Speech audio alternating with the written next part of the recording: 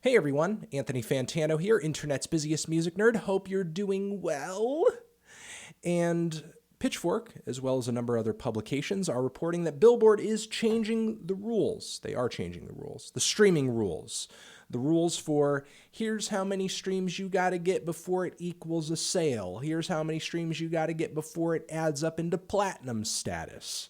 Now, this is specifically surrounding paid and unpaid subscription services, because as you already know, there are some streaming platforms where you could stream things for free. There are some streaming platforms where you have to pay for a subscription service. And what they're doing is making it so that the paid streams count for more. But the lead that's kind of getting buried here is that simultaneously Billboard is making the free streams count for less. Now, before we get too deep into that, I do want to say that I have commented on this a couple of times before. I have kind of settled down on the opinion that, in a way, I feel like this is a more interesting, open, and actually honest way of gauging whether or not an album is truly popular, whether or not an album is truly doing well, whether or not an album is really resonating. Because back in the day, in order to hear the music, you had to purchase it. And then you would take your purchase, you would bring it home, you would listen to it, and then it is there that you would decide whether or not it's garbage.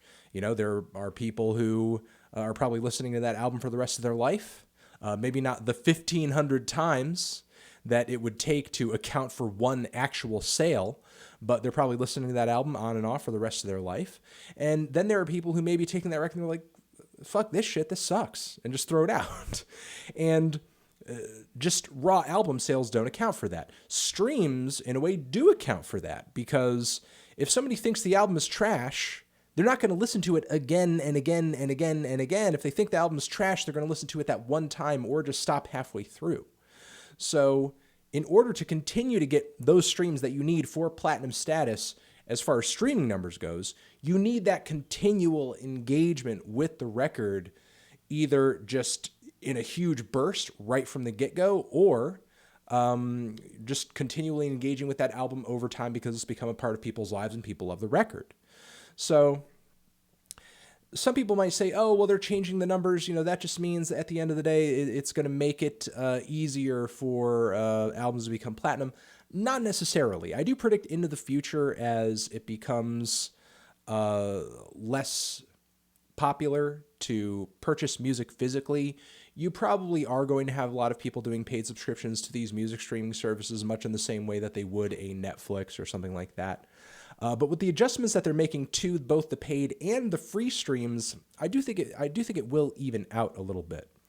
As I've highlighted down here, it says with the upcoming changes, the Billboard 200 will count 1,250 streams as one album unit for paid subscription services. So that's actually not that large of an adjustment. You know, you would think, oh, well, it's a paid, so let's bring it down to 1,000, or let's bring it down to 800. No, that's just a 250 stream adjustment, because previously it was at 1,500. Okay, that's not that big of an adjustment.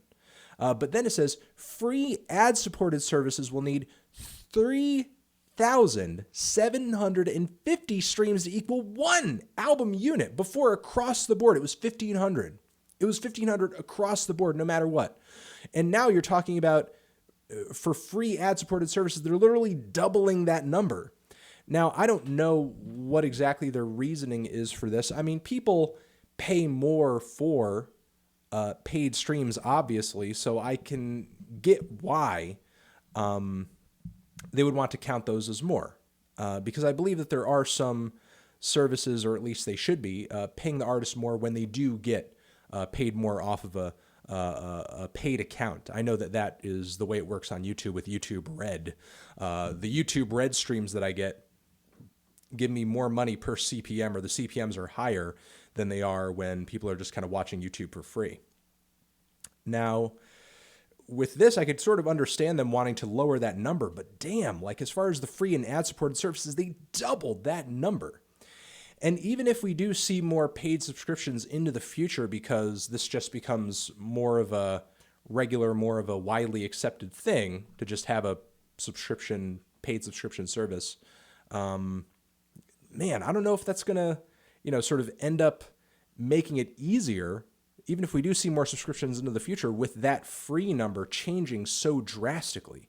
We're talking about a 250 stream adjustment to one, and then literally doubling the number and more of the other. Now, again, I don't know entirely what their thought process is behind this. Are they trying to make it a little more true to people paying versus not paying? Are they trying to incentivize more paid streams? Are they trying to make it more difficult for artists who have fans that don't pay for these services to get platinum status? Or are they just trying to make it more difficult in general to get platinum status? I mean, given that this is all a new wave and things are going to change because the industry is still trying to figure it all out. But at the end of the day, like, obviously this affects how Billboard charts things. I wonder if this affects how artists get paid off of this stuff. I hope not. I would imagine not, since from what I've read, you're still going to be contributing a certain amount of money, a fraction of a penny, in most cases, per stream to the artist or the label for every stream. So I don't think this should affect how people get paid, but it's going to be interesting to see how this ends up altering things later in the year when these changes actually go into effect. So just letting you guys know, making you guys aware, in this Pitchfork article is linked down there in the description box, so you guys can check it out for yourselves. Very interesting numbers, very interesting alteration, and thank you for watching. Over here next to my head is another video that you can check out. Hit that up, or the link to subscribe to the channel. Anthony Fantano, forever.